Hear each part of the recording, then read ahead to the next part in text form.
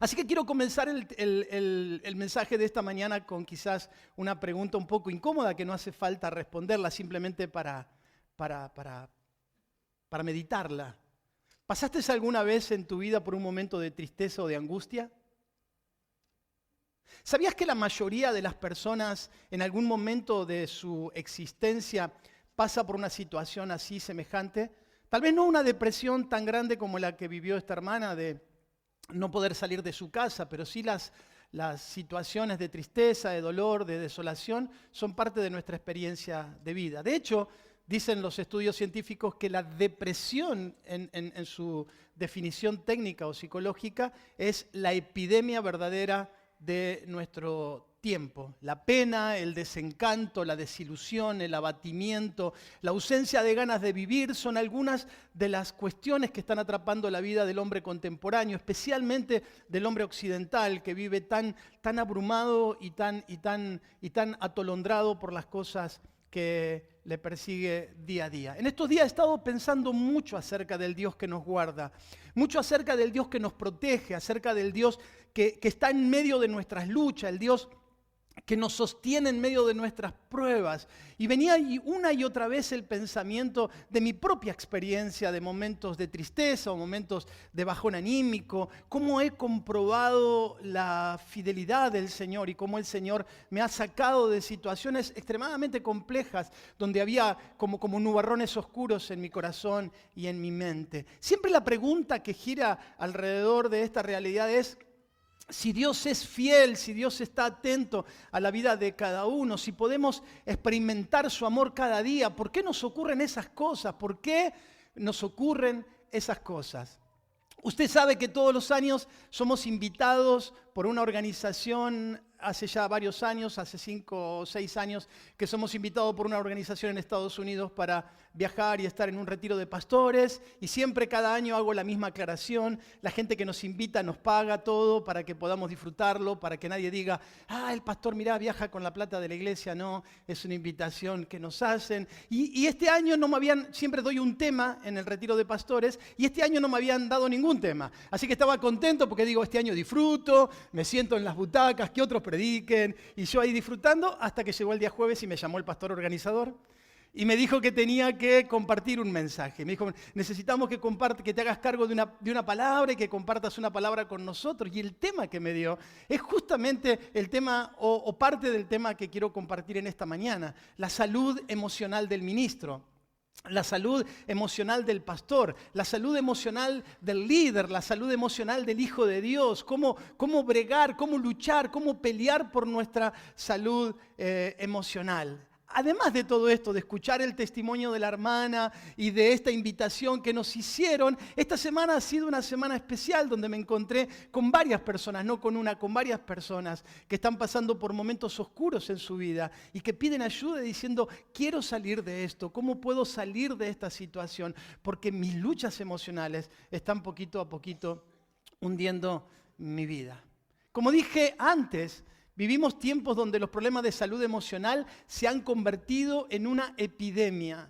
La mayor lucha de las personas no son con cuestiones que atacan su cuerpo, sino con cuestiones que atacan su alma, con cuestiones que atacan sus emociones, con cuestiones que atacan su espíritu. Los datos que dan las organizaciones de salud del mundo entero son alarmantes.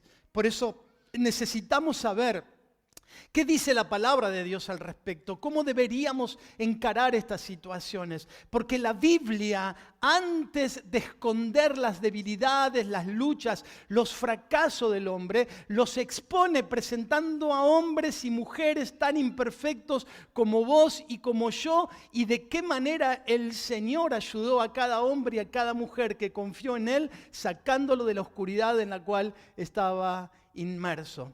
Podríamos haber tomado cualquier historia de la Biblia. De hecho, hay muchas historias de hombres y mujeres que pasaron por crisis en sus emociones. Pero yo quise compartir una que para mí, por lo menos, fue de mucha bendición en su momento, en años pasados, y que quisiera compartirla con ustedes. La historia del profeta Elías. Busquen quien tiene Biblia, y si no, creo que vamos a tener los pasajes ahí en la proyección.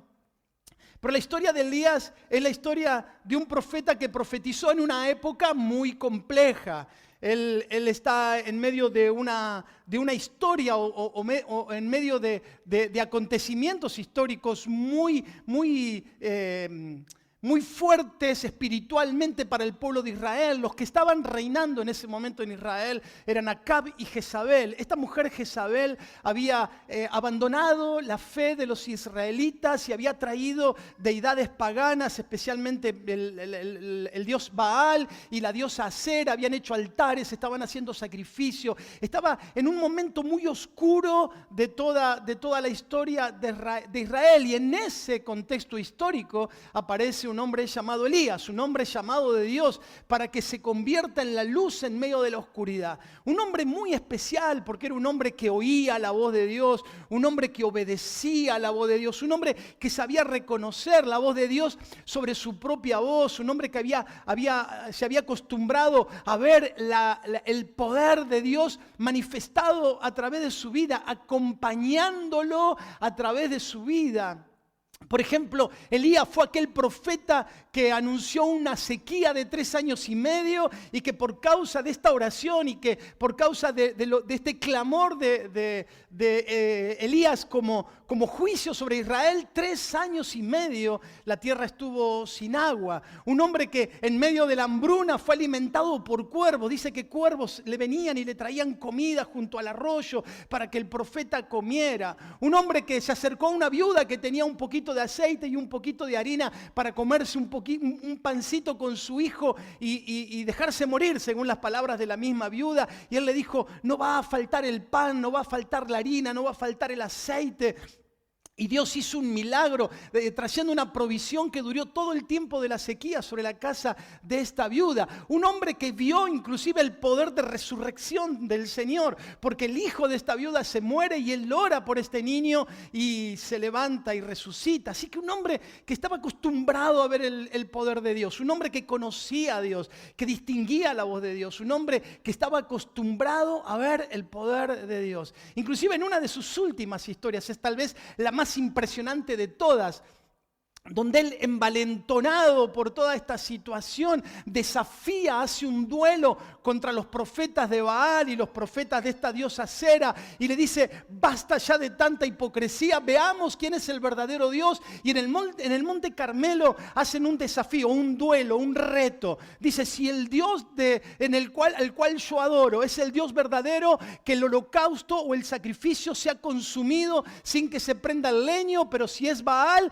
que Baal haga esto. Y usted conoce la historia, ahí los sacerdotes de Baal bailando y haciendo danzas, tratando de que fuego cayera y no cayó nada, y él orando al Señor sobre leños que habían sido mojados previamente y el fuego de Dios cayendo del cielo. Dios honró al profeta, respaldando su fe, un hombre que pudo salvar de alguna manera la buena palabra o el buen juicio dentro de Israel. Un hombre que sabía quién era Dios y que sabía lo que era Dios capaz de hacer. Pero en el libro de Santiago, en el Nuevo Testamento, cuando nos describe a Elías, dice que este era un hombre sujeto a pasiones semejantes a las nuestras. Regularmente nosotros tenemos la costumbre de idealizar a la gente de la cual conocemos pocos detalles. Pensamos que Messi nunca se pelea con Antonella, que son la familia súper feliz. Que el presidente no lucha con nada, o que tal persona, nuestra tendencia humana es a idealizar lo público y a no darnos cuenta de que los seres humanos todos somos frágiles y débiles, todos sin excepción. Todos los seres humanos somos frágiles y débiles sin excepción. ¿Estamos de acuerdo? ¿O acá hay algún Superman? ¿O alguna Superwoman? Todos somos débiles, todos somos frágiles. En el mejor momento de la vida de este profeta, en la cumbre de su ministerio, cuando él había hecho un milagro tan impresionante como ver caer fuego del cielo sin que ni siquiera se encendiera un encendedor, llegó una sombra sobre su mente y su corazón cansado a tal punto que él dijo en su espíritu, basta ya, no tengo más fuerzas. Capítulo 19 del libro de Primera de Reyes nos va a narrar un poquitito acerca de esto o las apreciaciones.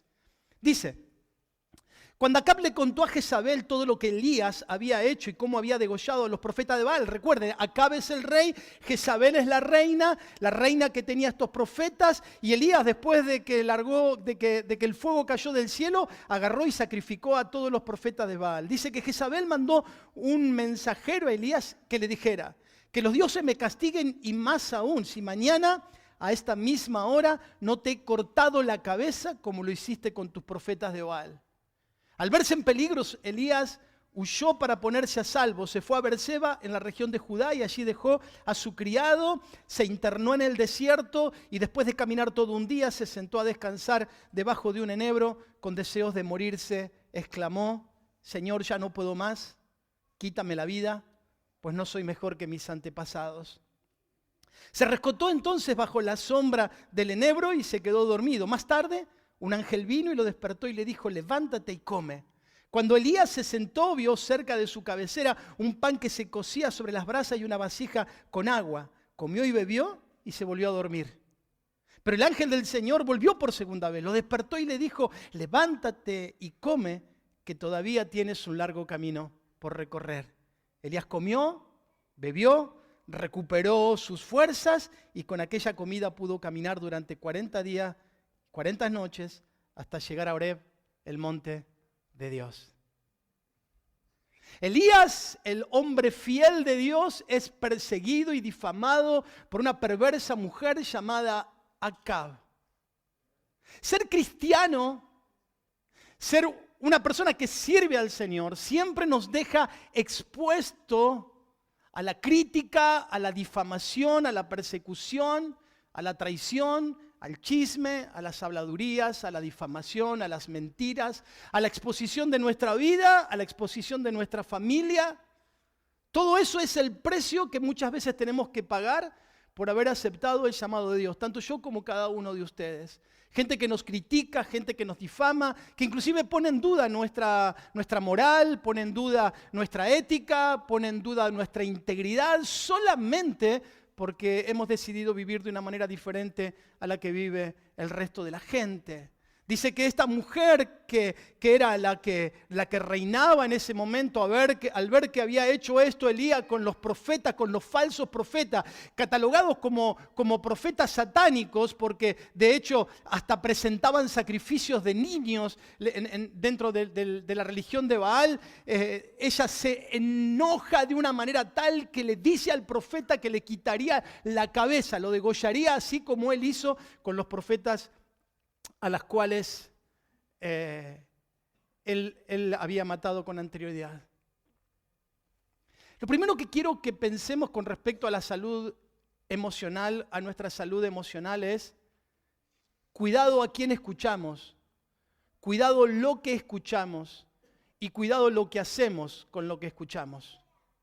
Porque lo que dejamos entrar a nuestros oídos tiene el poder de determinar en muchos sentidos la salud de nuestras emociones y de nuestra vida espiritual. Si nosotros estamos todo el tiempo encendidos en el televisor, el otro día no somos en mi casa de mirar mucha televisión, pero tenemos un televisor que habitualmente lo miramos. Así que me senté en el sillón y me puse a hacer zapping en el televisor y los primeros canales del canal de cable o del cable son canales de noticiero. Así que Canal 3, Canal 4, Canal 5, Canal 6, Canal 7, todos los canales saturados de malas noticias. Si son pro gobierno, saturados de malas noticias acerca de los sindicalistas y de los piquetes y de no sé cuántas. Si son contra el gobierno, saturados de que la inflación, que la economía, o sea, dependiendo de quién era, todo era mala noticia. Yo me imagino ahí 2-3 horas mirando eso, ¿cómo puede quedar mi cabeza? ¿Cómo puede quedar mi corazón? ¿Cómo puedo mirar hacia el futuro si mi corazón y mi vida está llena de malas noticias? Para Acab esto fue una mala noticia que evidentemente golpeó tan fuerte que todo lo que él había vivido con Dios quedó como en el piso y quedó como sin sentido frente a las amenazas de una simple mujer. Mató a 850, bueno, algunos dicen 850 porque son 450 profetas de Baal y 400 de Acera, otros dicen que son solamente, pero mató una multitud, un río de sangre, profetas. Y ahora una mujer le dice algo y este hombre tiene miedo, se asusta y sale corriendo al desierto. Cuidado con lo que escuchamos, mi hermano. Hay mucha buena gente, gracias al Señor. Hay gente llena de Dios, personas con las que vale la pena sentarse a charlar, gente con la que cuando después de una conversación, cuando te levantás de su charla, de charlar con ella, tu corazón está mucho más lleno de Dios, mucho más lleno de esperanza, mucho más lleno de ganas de servir a Dios, de vivir una vida en santidad, de tener una vida que honre a Dios, de encarar proyectos, gente que te llena de vida, gente que ama a Dios y que conoce a Dios de verdad. Gracias al Señor, en esta iglesia hay mucha gente así. Hay gente que a mí en lo personal me da gusto sentarme con ellos y los escucho porque te inspiran, porque te desafían, porque te animan. Y digo, gloria a Dios por esas personas, porque esas personas llenan nuestro corazón de fe. Pero tristemente también existen otro tipo de personas. Aquellas que inclusive aunque tengan décadas dentro de una iglesia, cuando te sentás en su mesa, cuando te tomás un ratito de hablar con ellas, tienen el poder de colocar sobre las vidas una mochila de chismes, de crítica, de disconformidad, de opiniones, de puntos de vista. Son las que terminan afectando negativamente tu fe y tu corazón. Las personas nocivas de la fe. Que cuando te levantás de su mesa, cuando terminás de charlar con ellas, te terminás dando cuenta que estás pensando mal de alguien que ni siquiera tenías idea antes de sentarte con él o con ella. Te enteraste de cosas que no te deberías haber enterado porque este te contó o esta te contó y te puso al tanto de cosas que a vos ni siquiera te interesa. Y de repente comenzaste a tener un mal corazón contra un hermano, contra una familia, contra alguien porque dedicaste tiempo a escuchar a una persona que en realidad no te estaba haciendo nada bien. Terminamos pensando mal de alguien que ni siquiera conocíamos. Nuestra fe es afectada, nuestras emociones son dañadas. Y esa gente mala está afuera. Pero lamentablemente a veces también las encontramos dentro de las iglesias. Esta iglesia no es la excepción, por eso yo te animo, mi hermano. Cuida tus oídos. Porque los oídos es la puerta de entrada a tu corazón, a tus pensamientos, a tu voluntad. Cuidado a quien escuchás. Tené una salud auditiva, filtrando lo que entra en tu corazón para que tu salud emocional sea la correcta. Por eso dice el salmista en el Salmo 1, en el primer versículo, bienaventurado el varón que no se sentó en silla de escarnecedores, de burladores, de chismosos, de gente que no tiene otra cosa que hacer más que hablar mal de los demás. A veces a mí me pasa, yo termino el culto y veo uno charlando por allá y otro charlando por allá, y entonces ya uno después de 20 años hace que hago esto, imagínense. Yo digo, cuando llegue a su casa va a llegar arriba de un cohete, súper animado, porque la persona con la que está hablando yo lo conozco. Es un tipo que te infunde fe, que te infunde ánimo. Seguro que le está dando una palabra de consuelo, una palabra de ánimo. Seguro que lo está desafiando a salir de su problema. Gloria a Dios por esta conversación. Pero a veces me pasa que veo a algunos conversando y digo, ay mamita querida, no me quiero ni acercar ahí. Porque yo no sé cómo va a terminar esto. Cuida tu salud auditiva, mi hermano. Cuida tu salud auditiva, cuida a quién escuchás y lo que escuchás. Porque las emociones de Elías fueron profundamente afectadas. El hombre de Dios, el profeta de Dios, el que hacía caer fuego del cielo. Alguien que no nos podemos ni imaginar, somos chiquititos así al lado del gran Elías. Un hombre como este afectado por escuchar a la persona equivocada, por escuchar a la persona que no debería haber escuchado, por darle crédito a palabras que no le debería haber dado, y su salud emocional se vio tan profundamente afectada que lo llevó al fondo de un pozo. Jezabel le prometió cortar la cabeza, pero en realidad no le pudo cortar la cabeza, le hizo la cabeza. Le afectó su cabeza. Elías, cansado y agotado, pensó, estoy listo. Estoy cansado de luchar, estoy cansado de pelear, estoy cansado de las batallas. Ya no quiero saber más nada de conflictos, estoy cansado, prefiero morirme. Dice el texto que Elías tuvo miedo. La verdad que la interpretación simple de la palabra miedo puede llevarnos a pensar al miedo ese de temblar. En realidad no ese es el sentimiento que está teniendo Elías. Elías no le está teniendo miedo a Jezabel. Elías le está teniendo miedo a las circunstancias. Señor, estoy cansado de pelear. Estoy cansado de luchar. Estoy cansado de que la vida sea tan complicada. Señor, ya está. Ya está. Ya está.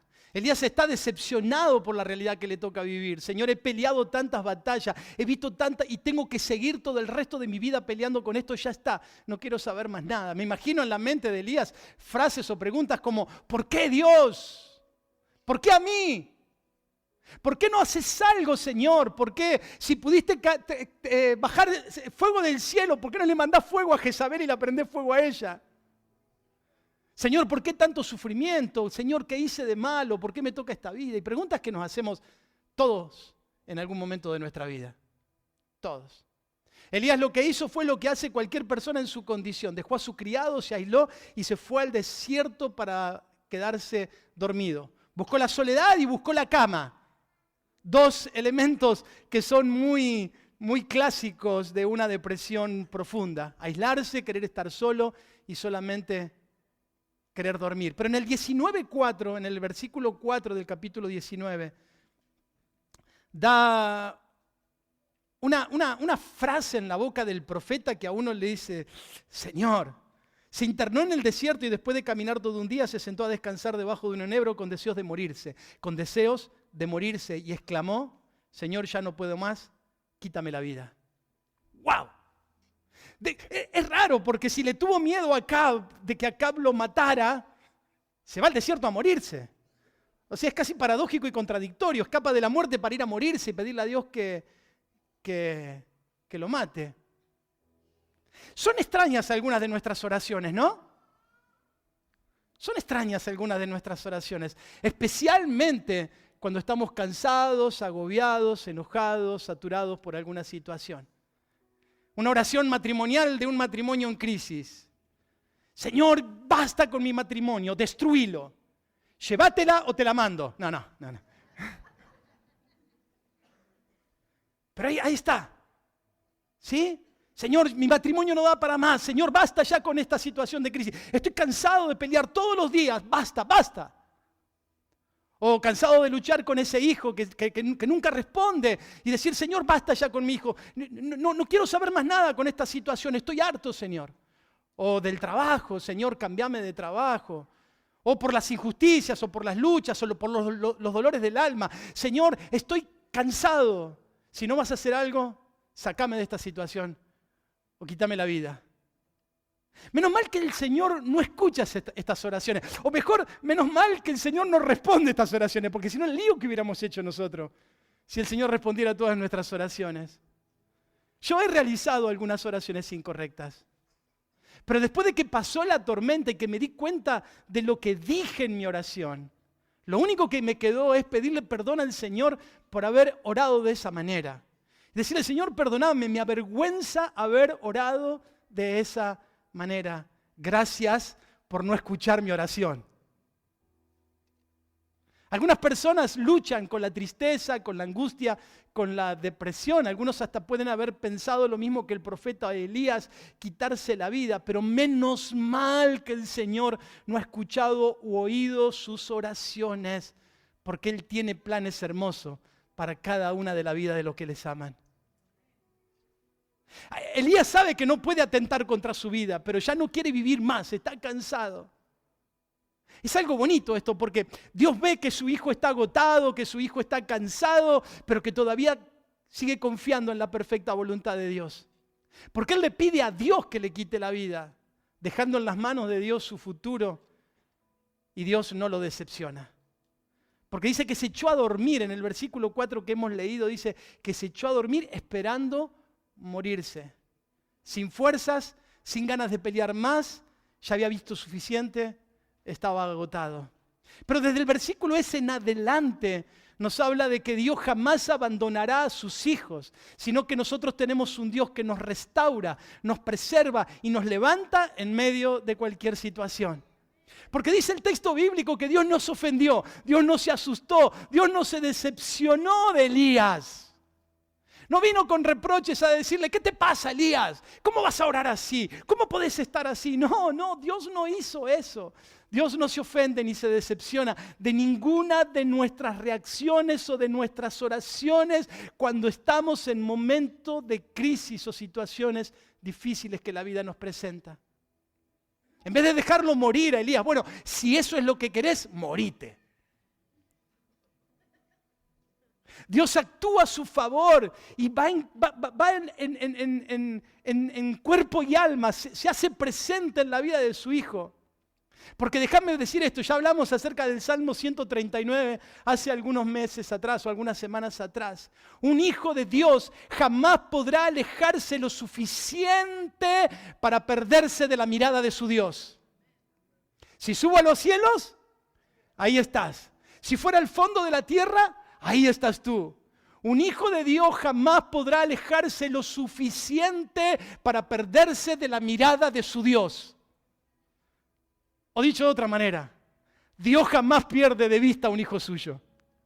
Nunca. Aunque querramos escondernos, Dios nunca perderá la mirada sobre la vida de un hijo suyo.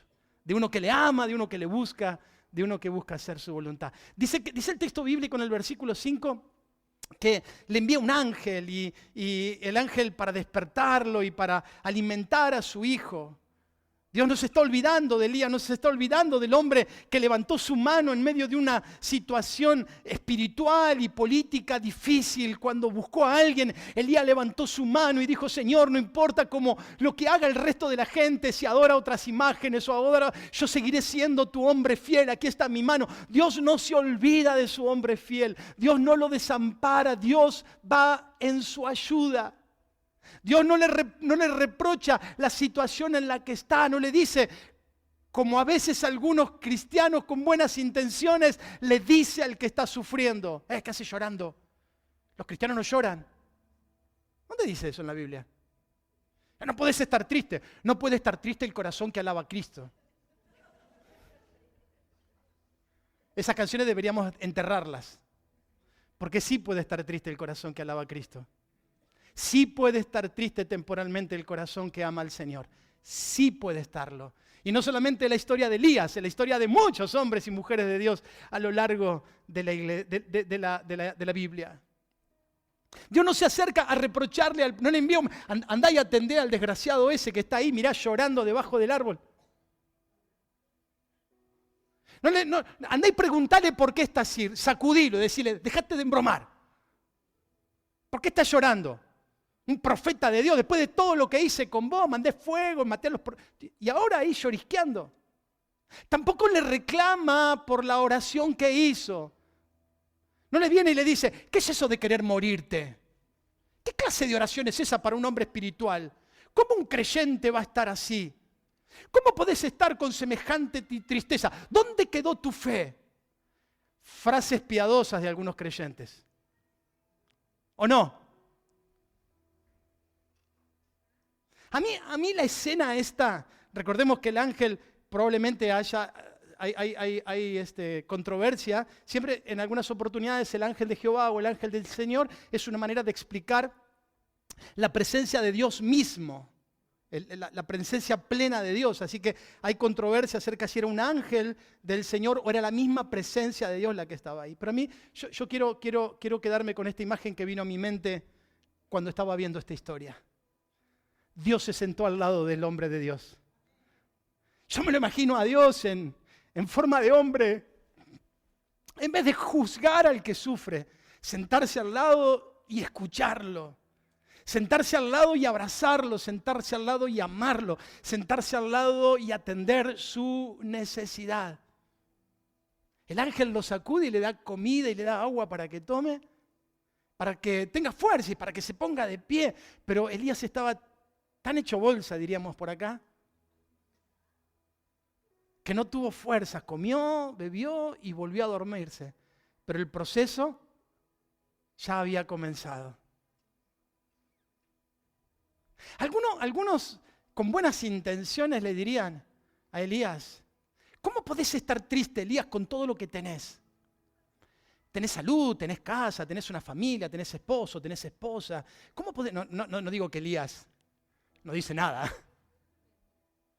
Pero a veces es nuestro, ¿cómo puede estar triste? Mira el auto que tiene, la casa en la que vive, la esposa que tiene o el esposo que tiene, los hijos, y como si fuera, como si con eso alcanzara para que nuestro corazón alcance paz. Como si tuviera que ver con las cosas. O sea, están tristes solos los que tienen poco y los que tienen mucho deberían estar alegres. Eso es una manera extremadamente materialista de ver la realidad, porque la oscuridad del alma no tiene que ver con cuánto tengamos. Tiene que ver con la paz de nuestro corazón. Algunos se acercarían y le puede llegar a decir, ¿cómo podés estar triste con todo lo que Dios ha hecho en tu vida, Elías? ¿Cómo podés estar así? Elías no podía ver nada porque era como si se hubiera puesto unos lentes oscuros que no le podía permitir ver con claridad ni su presente ni su futuro. Así que el ángel del Señor o el Señor mismo se quedó ahí de vuelta al lado de Elías y se empezaron a escuchar los ronquidos de vuelta de Elías. Estaba agotado. Literalmente Elías estaba agotado. Dormía. Pero Dios no renuncia a su tarea de levantar a su hijo. Lo vuelve a sacudir por segunda vez. Nuevamente le da de comer y nuevamente le da de beber, pero ahora pasa algo diferente. El ángel habla y le dice, versículo 7, levántate y come, que todavía tienes un largo camino por recorrer. Levántate y come, porque todavía tienes un largo camino por recorrer. Una de las cosas que me contaba esta hermana, que conté al principio del mensaje, es, si hay algo que me ayudó a mí en mi recuperación, es recordar las promesas del Señor. Recordar que la Biblia tiene un montón de promesas para aquellos que aman a Dios y que esas promesas no eran para otros, sino que eran para mí. Que Dios tenía un propósito conmigo y que Dios me recordaba su palabra todos los días. Todo lo puedo en Cristo que me fortalece. El Señor es mi ayudador, no temeré lo que me pueda hacer el hombre. El Señor es mi fortaleza. Y todos los días repetía su palabra y su palabra comenzó a ser mi alimento de todos los días. Lo que hace el Señor o el ángel del Señor es ponerte en pie, porque tu futuro todavía está delante tuyo y hay mucho por hacer en esta tierra. Levántate porque tu carrera no ha terminado, mucho camino te resta todavía por recorrer. Dios le da algunas cuestiones básicas que necesita una persona que está con problemas emocionales. Le da comida y le permite descansar, pero también le hace escuchar su voz y le hace levantar la cabeza para que mire el futuro. Que esto que está viviendo ahora, esta circunstancia temporal, se acabará y que hay cosas buenas para su vida. ¿Estaría cansado el profeta? ¿Qué le parece a ustedes? Sí, claro que estaría cansado. Por eso el Señor lo deja descansar. ¿Tendría hambre el profeta? Probablemente. Por eso Dios le da de comer. Él pensaba que todo su futuro sería de sufrimiento, muy probablemente. Por eso Dios le habla de un futuro promisorio tomado de su mano. Dios le da a Elías lo que su hijo necesita. No siempre los problemas de tristeza o de depresión o de lo que fuera son por problemas espirituales o por falta de fe. A veces es cansancio, a veces es agotamiento, a veces son luchas con los recuerdos, a veces son las heridas del pasado, a veces son problemas físicos que necesitan medicarse, a veces son problemas espirituales, a veces son problemas presentes, a veces son un pesimismo sobre el futuro, pero sea cual sea la situación, mientras confiemos y esperemos en Dios, Él sabe lo que necesitamos y Él nos dará lo suficiente para ponernos de pie y seguir adelante. Ese es el Dios que amamos, es el Dios que nos ama, es el Dios que seguimos. Dios cuida y preserva, resguarda la vida de cada uno de sus hijos. Quizás lo que necesita alguien es simplemente una palabra de ánimo o un abrazo de amor cristiano. Me encanta cuando la gente dice que en esta iglesia somos abraceros, una palabra inventada por mí. Espero que todos nos abracemos con un sentido de amor puro y de amor respetuoso.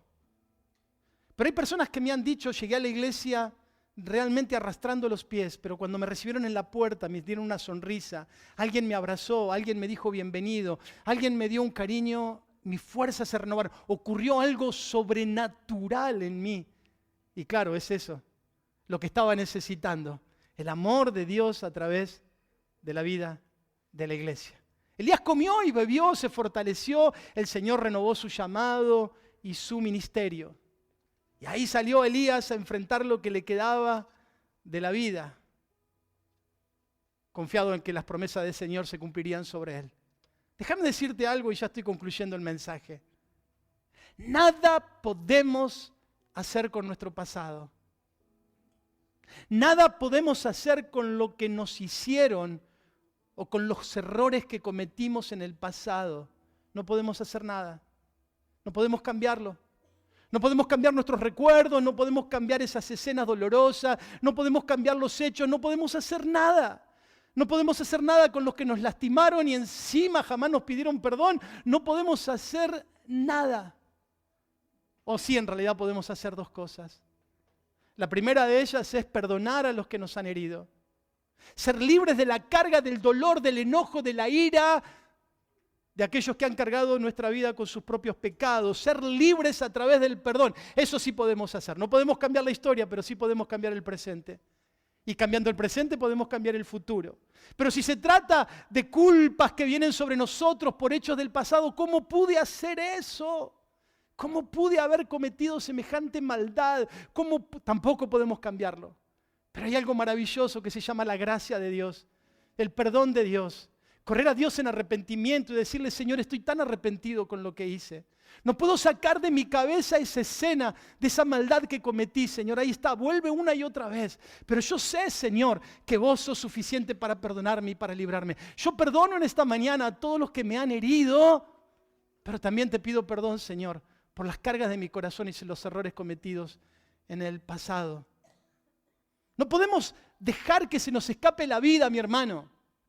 Que arrastremos los pies el resto de nuestra existencia por las cosas que nos ocurrieron o las cosas que hicimos. Dios quiere sanar, Dios quiere liberar, Dios quiere perdonar nuestro pecado para que nuestro futuro sea precioso de la mano del Señor y podamos vivir una vida para la gloria y la honra del nombre del Señor. Una vida que dignifique nuestra existencia, que podamos bendecir a nuestros hijos, que podamos bendecir nuestro trabajo, que podamos bendecir nuestra familia. Una vida que dé fruto divino en medio de un mundo tan complicado. Termino con esto. Los días difíciles en algún momento nos van a llegar a todos, ¿sí o no? Si no, tiene que irse a vivir a Marte, a la Luna. Acá en la Tierra, los días difíciles nos llegan a todos. Porque vivimos en un mundo caído, porque nos equivocamos, porque hay gente que se equivoca con nosotros. Eso será así siempre. Pero es nuestra responsabilidad no dejar que ninguna de esas cosas arruinen nuestras vidas o arruinen la vida de los que amamos. Dios tiene planes para nosotros, debemos escuchar su voz y permitir que a través del perdón hacia la vida de otros y recibir la gracia y el perdón de Dios, nuestros corazones sean sanados. Elías comenzó su decadencia cuando dejó de escuchar la voz de Dios y comenzó a escuchar otras voces. Por eso el primer paso es, volvamos a escuchar la voz del Señor. Él quiere renovar nuestras fuerzas. Él quiere darle sentido a nuestra existencia. Él quiere darnos un futuro para la gloria de su nombre. Él quiere darnos la oportunidad de que podamos vivir conforme al llamado que ha puesto sobre cada uno de nosotros. Yo estoy seguro de que si tu historia es esta de tristeza y de ganas de no seguir viviendo lo que fuera, Dios ya está enviando sus ángeles sobre tu vida. Dios está enviando mensajeros que te quieren levantar la cabeza para que mires todo lo que Dios tiene para vos. Escuchá la voz de Dios, prestale atención a aquellos que te hablan en el nombre del Señor, aquellos que quieren acompañarte en el dolor sin juzgarte, pero que tienen fuerzas para levantarte en el propósito de Dios. Quizá en un principio, al igual que Elías, ni siquiera podamos verlos. Pero como Dios no deja la obra a la mitad, sino que siempre la termina, el Señor insistirá en tu restauración, en tu proceso, hasta que la obra sea completa. Él sigue enviando sus ángeles para levantar nuestra mirada y recordarnos que nuestra estadía en esta tierra aún no ha terminado y que hay mucho camino todavía por recorrer. Que hay mucho por hacer para la gloria del nombre del Señor. Qué hermoso, porque podía continuar en la historia de Elías, pero qué hermoso es encontrarnos algunos capítulos más adelante que Elías no murió en el desierto. Elías no murió solo en el desierto. Elías fue recogido por carros de fuego y llevado con vida a la gloria de Dios. Él fue levantado.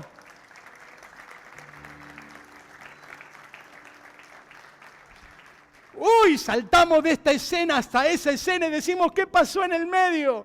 ¿Cómo puede ser que el hombre que se quería morir, el hombre que quería que Dios lo matara, el hombre que estaba derribado, destruido, fue levantado? Fue Dios el que se encargó de venir a recogerlo para llevarlo a su gloria. ¿Qué fue lo que pasó en el medio? Simplemente Acab comenzó de nuevo a escuchar a Dios. Comenzó de nuevo a escuchar sus promesas, comenzó a creerle a Dios, comenzó a caminar en su propósito, a nuevamente restaurar el llamado que Dios hizo un día sobre su vida. Y aquellos que hacen lo que hizo Elías solamente le esperan buenas cosas en esta vida. No sé lo que puedas estar pasando, pero lo que sí sé y estoy seguro, y te firmo un papel en blanco con esto, es que jamás Dios va a desampararte. Que Él está sentado a tu lado como estuvo sentado al lado de Elías. Que Dios jamás abandona a sus hijos, nunca. Que aunque te escondas en el lugar más oscuro de esta tierra, Dios te va a buscar en ese lugar para sacarte de esa oscuridad. Te puedo asegurar que el Señor jamás te dejará en medio de la prueba. Que Él enviará a sus ángeles para animarte y para recordarte una y otra vez que hay mucho camino por recorrer. Porque este no es el final de tu vida. Esto también pasará. Esto también pasará. Ponete de pie y vamos a orar.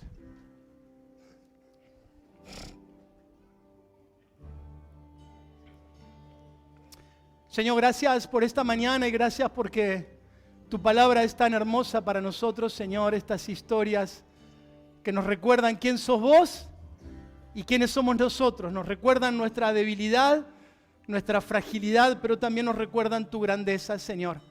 Gracias porque tu palabra es el alimento que necesita nuestra alma, nuestro espíritu, nuestras emociones. Recordar lo que vos sos para nosotros y que vos nunca vas a desamparar la obra de tus manos.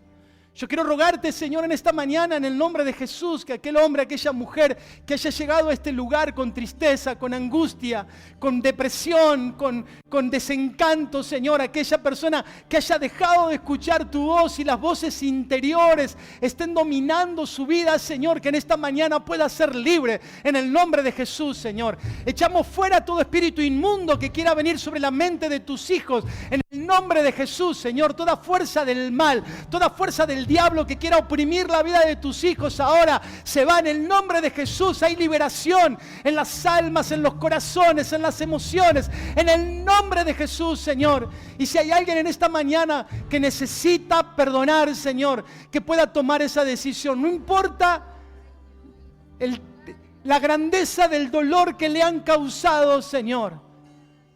Que en esta mañana pueda decir: yo perdono a ese hombre, a esa mujer, a esa mamá, a ese papá, a ese familiar, a ese amigo, a esa amiga, a ese que trajo dolor al corazón. Lo perdono en el nombre de Jesús y en esta mañana soy libre para la gloria, para la honra del Señor, Señor. Pero si también en esta mañana hay alguien que su pesar, el pesar de su corazón tiene que ver con pecados cometidos en el pasado, Señor, que vuelven una y otra vez trayendo culpa, Dios mío, que en esta mañana pueda recibir tu perdón, que pueda decirte: Señor, estoy arrepentido, arrepentida de lo que hice en el pasado. Señor, llévate mi culpa, llévate mi carga, llévate mi dolor en el nombre de Jesús, Señor. Quiero sentirme perdonado, quiero sentirme perdonada, restaurada para la gloria y la honra de tu nombre.